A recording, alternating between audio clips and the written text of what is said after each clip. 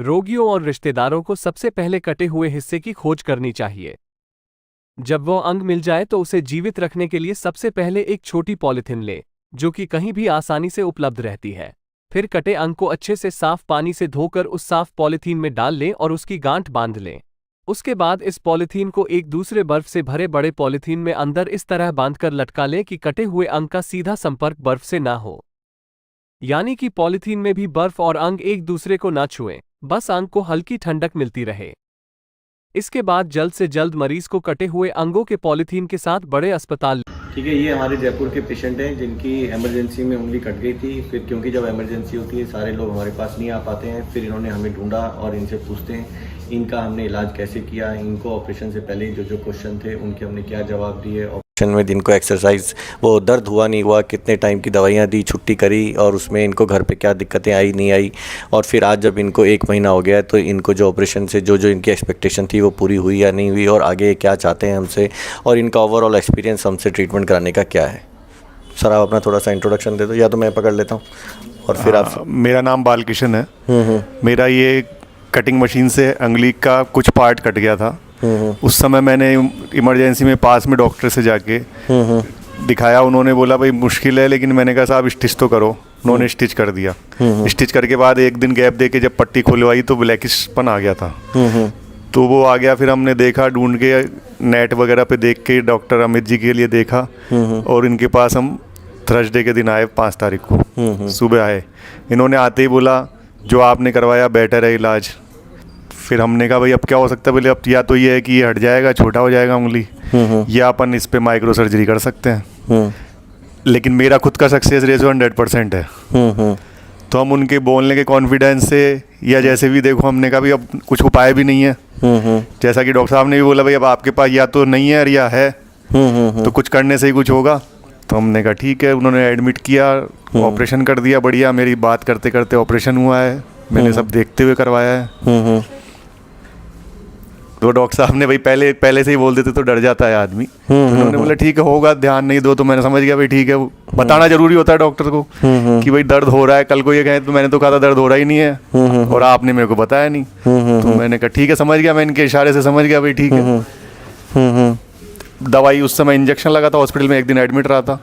फिर 5 दिन की दवाई दी थी। पेन किलर मैंने ज़्यादा लिया नहीं, 2 दिन लिया था केवल। और जो 5 दिन की इनकी दवाई थी, 5वें दिन दिखाने आया था, बोले कोई दवाई का जरूरत नहीं है। देख के उंगली हमको अभी भी कंफ्यूजन होता था। 5 दिन बाद आया था भाई कैसी होगी, क्या होगी, बोले बढ़िया हो गई, परफेक्ट है, कोई टेंशन मत करो आप। 5 दिन के बाद फिर मैं 10 दिन बाद फिर दिखाने आया था। जब फिर इन्होंने बैंडेज कर दी थी, बेटर थी पोजीशन। अब आज मेरा लगभग 30 दिन हो गए हैं पूरे।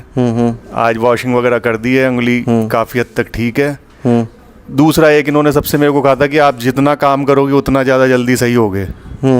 अगर इसको बड़ी प्रॉब्लम कर लोगे तो ये बड़ी रहेगी, और इससे बड़ी कोई ढूंढ लोगे तो ये छोटी हो जाएगी। तो वो मैं फुल मतलब 5वें दिन से इस पे वर्किंग कर रहा हूँ।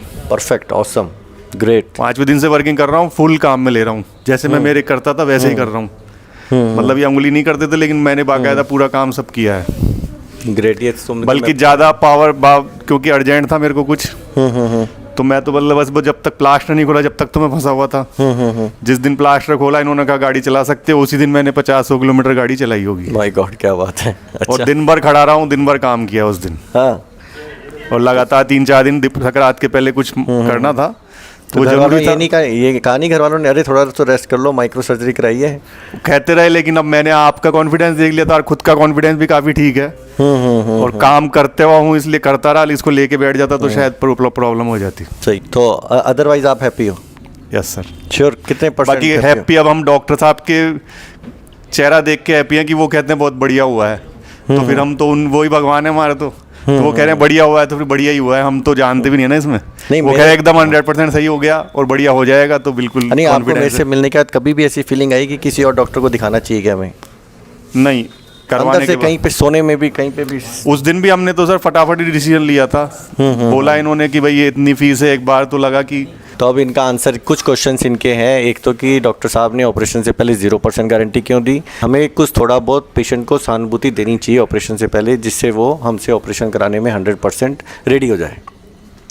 तो ये पेशेंट ऐसा इसलिए बोलता है क्योंकि वो ये चाहता है कि एक उसके पास शक्ति आ जाए जिसके बाद जब वो ठीक ना हो तो डॉक्टर को मारने के लिए रेडी रहे। समझ गए? और अगर डॉक्टर ने दे दिया एक्सपर्ट होने के बावजूद भी, तो इसका मतलब डॉक्टर के एक्सपर्ट होने की ज़रूरत नहीं है, मैं जनरल डॉक्टर करके भी वो कर सकता था। जब मैं 2003 में डॉक्टर था तब मुझे चीज़ों के सिंपलनेस पता होती थी, उसकी कॉम्प्लिकेशन नहीं पता होती थी, इसलिए मैं हर एक को क्या बोलता था, बच्चे 100% ठीक हो जाएगा, टेंशन ही मत ले। आज मेरे पास जितने भी केस आते हैं वो कॉम्प्लिकेटेड केस आते हैं। कॉम्प्लिकेटेड का मीन्स जिसको कोई टच नहीं करना चाहता और करता है तो फिर ख़राब हो जाता है, और अगर वो मेरे साथ हो जाता है तो उसकी किस्मत और ख़राब हो जाती है, क्योंकि उसके बाद जब उसको सच्ची में मेरी ज़रूरत है तो वो कहीं और चला जाता है। तो इसका आंसर मैं आपको ये बता देता हूँ कि अगर मेरे पास आ रहे हो तो मान के चल देना आप कॉम्प्लिकेटेड हो, अदरवाइज़ आपको अपने घर से निकल कर मेरे पास आने की ज़रूरत नहीं है। और जो बिल्कुल ही मुझे जानता है तो उसकी किस्मत इतनी अच्छी है कि उसको मेरी फ़ीस बिल्कुल ज़्यादा नहीं लगती। क्यों नहीं लगती? क्योंकि अगर आप उसका इलाज कंटिन्यूसली कहीं और कराओगे तो वो फ़ीस क्या, आपको फ़ीस याद ही नहीं रहेगी। क्या है कि चलता ही रहेगा ट्रीटमेंट, आपका लाइफ का भी, टाइम का भी, और सारे टाइम ऐसी प्रॉब्लम रहेगी कि आप सोच नहीं सकते। जब आदमी ने वो वर्स्ट चीज़ देखी नहीं होती तब तक उसको सही लग रहा होता है कि ट्रीटमेंट बिल्कुल महंगा है या सस्ता है, उससे कंपेयर कर रहा होता है, उसको पता ही नहीं होता किसने क्या उसको दे दिया।